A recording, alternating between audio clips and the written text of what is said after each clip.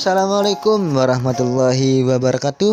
Apa kabar siswa-siswi Min 3 Kota Tangerang Selatan? Jumpa lagi dengan saya Pak Ilham dalam pelajaran sejarah kebudayaan Islam.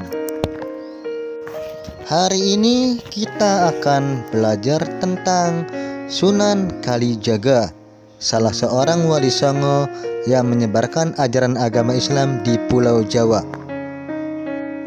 Kompetensi dasar pada pelajaran hari ini yaitu menganalisis biografi Sunan Kalijaga dan perannya dalam mengembangkan Islam di Indonesia, serta mengorganisasi kembali peran Sunan Kalijaga dalam mengembangkan Islam di Indonesia.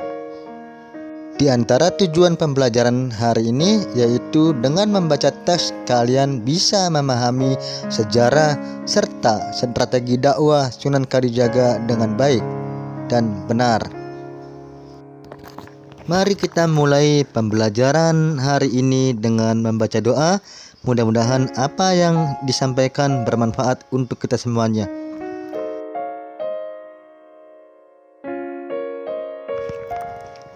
Perhatikan gambar berikut ini. Biografi Sunan Kalijaga.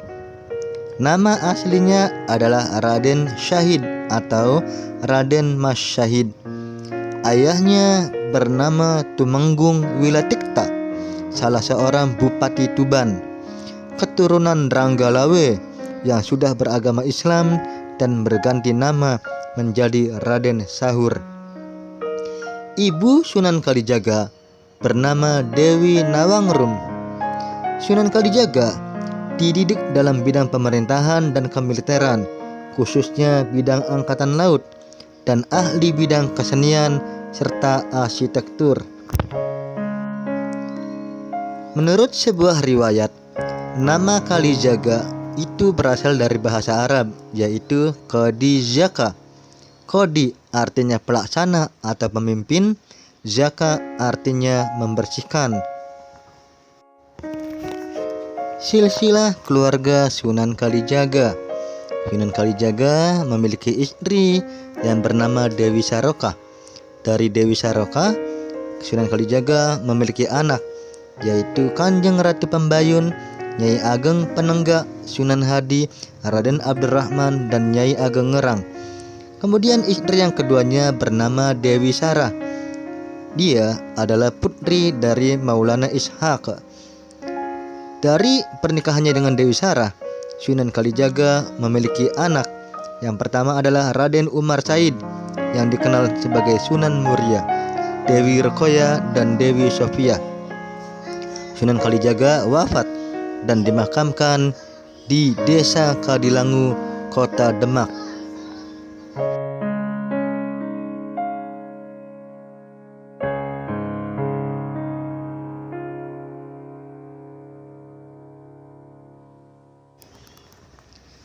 Perjuangan Sunan Kalijaga dalam menyebarkan ajaran agama Islam di Pulau Jawa. Yang pertama, Sunan Kalijaga berdakwah melalui seni dan budaya. Sunan Kalijaga adalah pendakwah yang luas serta berpegang teguh pada tata krama pergaulan masyarakat. Dalam dakwahnya, beliau menggunakan kesenian wayang kulit. Dalam pentas wayang kulit, beliau tidak pernah menarik bayaran. Sebagai penggantinya adalah mengajak seluruh hadirin untuk bersyahadat. Selain menciptakan wayang, ia juga menciptakan perangkat gamelan, tembang-tembang, dan suluk yang di dalamnya berisi ajaran spiritual keislaman. Perjuangan Sunan Kalijaga berikutnya adalah berdakwah dengan bakat dan keahliannya. Yang pertama, sebagai mubaligh.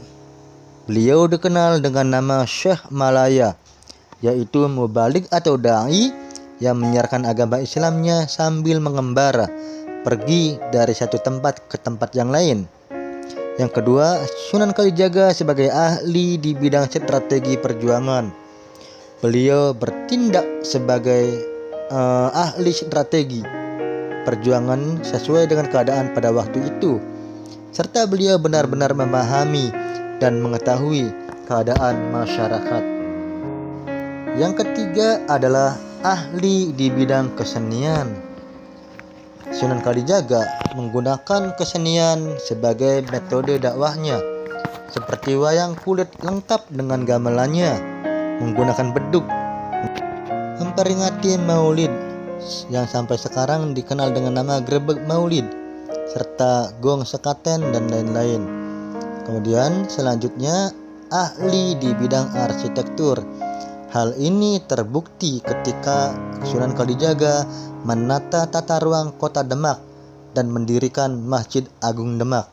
Salah satu hasil karyanya yang sangat terkenal adalah Soko Total, tiang kokoh dalam Masjid Agung Demak yang terbuat dari potongan kayu jati lalu disatukan dalam bentuk tiang yang berdiameter kurang lebih 70 cm.